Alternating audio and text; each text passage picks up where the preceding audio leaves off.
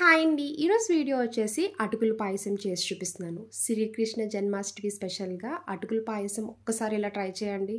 సగ్గుబియ్యం, బెల్లం, అటుకులు ఈ మూడు ఉంటే చాలండి. టేస్ట్ ఉంటుంది. హెల్తీగా కూడా చేసుకొని తినచ్చు.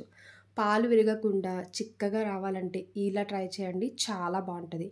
ఈ అటుకుల పాయసం ఎలా చేయాలో ఒకసారి చూద్దాం రండి. ఇప్పుడు స్టవ్ ఆన్ చేసి ఇలా బౌల్ పెట్టుకున్నాక పాలు యాడ్ చేసుకోండి. 1 కప్పు అటుకులకి 5 కప్పుల వరకు పాలు యాడ్ చేసుకోవాలి. నేనైతే పాలు కొంచెం ఎక్కువ యాడ్ చేసుకుంటున్నానండి. మీరు కావాలనుకుంటే తగ్గించి కూడా వేసుకోవచ్చు. ఇలా పాలు వేసుకున్నాక ఇప్పుడు ఈ పాలు 3 పొంగులు వచ్చే వరకు మరగపెట్టుకోవాలి. మిల్క్ బాయిల్ అయ్యేలోపు ఒక పక్క స్టవ్ ఆన్ చేసి ఇలా కడాయి పెట్టుకున్నాక డ్రై ఫ్రూట్స్ ఫ్రై చేసుకోవాలి. ఇలా 2 స్పూన్లు నెయ్యి వేసుకోండి. నెయ్యి కరిగాక జీడిపప్పు, బాదం, కిస్మిస్ ఇలా కట్ చేసుకొని వేసుకోవాలి. ఈ అటుకుల పాయసం ఎప్పుడైనా పిల్లలు స్వీట్ చేయమని అడిగితే ఇలా హెల్తీగా కూడా చేసి పెట్టచ్చండి. చాలా బాగుంటుంది. అలాగే ఎప్పుడైనా ప్రసాదంలోకి కూడా ఈజీగా చేసి పెట్టచ్చు. ఈ డ్రై ఫ్రూట్స్ని దోరగా ఫ్రై చేసుకోవాలి. ఇలా ఫ్రై చేసుకున్న డ్రై ఫ్రూట్స్ తీసుకొని ఒక బౌల్లోకి వేసుకోండి. ఆల్రెడీ నెయ్యి ఉంది కదండి, ఇంకా వేసుకొని అవసరం లేదు. ఇప్పుడు అటుకులు వేసుకొని ఫ్రై చేయాలి. 1 కప్పు వరకు అటుకులు వేసుకోండి. అటుకులు వేసుకున్నప్పుడు ఏ అటుకులు వేసుకోవాలని డౌట్ రావచ్చు. పలచడివి కాకుండా కొంచెం మందంగా ఉన్న అటుకులే వేసుకోండి. చూసారు కదా వీడియోలో చూపిస్తున్నట్టు ఇలా అటుకులు వేసుకున్నాక ఒక 1 మినిట్ వరకు ఫ్రై చేసుకోవాలి. అటుకులు పలచగానే ఉంటాయి కదండి, తొందరగా ఫ్రై అయిపోతాయి. సిమ్లో పెట్టుకొని ఫ్రై చేయండి. ఇలా ముందుగా అటుకులు నెయ్యిలో ఫ్రై చేయడం వల్ల పాయసం ముద్దవకుండా ఉంటుంది. ఇంకొకటి అటుకుల పాయసం టేస్ట్ కూడా చాలా బాగుంటుంది.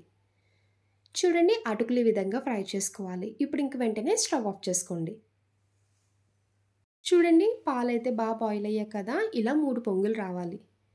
ఇప్పుడు సగ్గుబియ్యం వేసుకోండి. ముందుగా 1 గంట సేపు నానపెట్టుకోవాలి. ఏ కప్తో అటుకులు వేసుకున్నామో అదే కప్తో 1/2 కప్పు సగ్గుబియ్యం వేసుకోండి. ఇలా నానపెట్టుకున్నాక ఫుల్ కప్ వరకు వస్తాయి. నానపెట్టుకున్న సగ్గుబియ్యం మొత్తం వేసుకున్నాక కలుపుకుంటూ ఒక 2 నిమిషాలు బాయిల్ చేసుకోవాలి. సగ్గుబియ్యం ముందుగానే నానపెట్టుకున్నాం కదండి, తొందరగా ఉడికిపోతాయి. ఈ సగ్గుబియ్యం ట్రాన్స్పరెంట్ కలర్లోకి చేంజ్ అయ్యే వరకు బాయిల్ చేసుకోవాలి.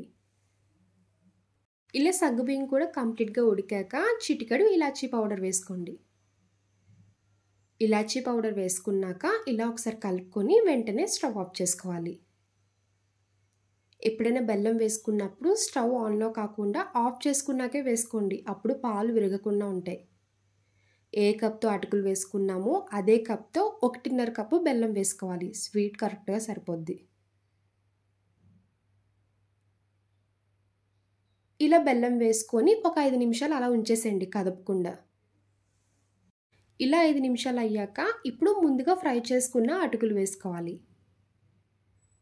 ఇలా ఒకే కప్తో మెజర్ చేసుకొని వేయండి. ఈ అటుకుల పాయసం చాలా బాగా వస్తుంది. ఫ్రై చేసుకున్న డ్రై ఫ్రూట్స్ కూడా వేసుకొని మొత్తం కలిసేలా కలుపుకోవాలి. ఈ అటుకుల పాయసం చేయడానికి ఎక్కువ టైం అయితే తీసుకోదండి. 10 నిమిషాల్లోనే చిటికలో రెడీ చేసేయచ్చు. చూడండి, అటుకులు సగ్గుబియ్యం పాయసం రెడీ అయిపోయింది. ఎప్పుడైనా దేవుడికి నైవేద్యం చేసినప్పుడు ఈసారి ఇలా ట్రై చేయండి. టేస్ట్ ఉండేది, ప్రాసెస్ కూడా ఈజీగా ఉంటుంది. చూసారు కదా, కృష్ణుడికి ఎంతో ఇష్టమైన అటుకులు సగ్గుబియ్యం పాయసం రెడీ అయిపోయింది. నా వీడియో మీకు నచ్చితే లైక్ చేసి షేర్ చేయండి. ఫస్ట్ టైం చూసే వాళ్ళు ఎవరైనా అయితే ప్లీజ్ అండి నా ఛానల్ సబ్స్క్రైబ్ చేయండి. బాయ్ అండి.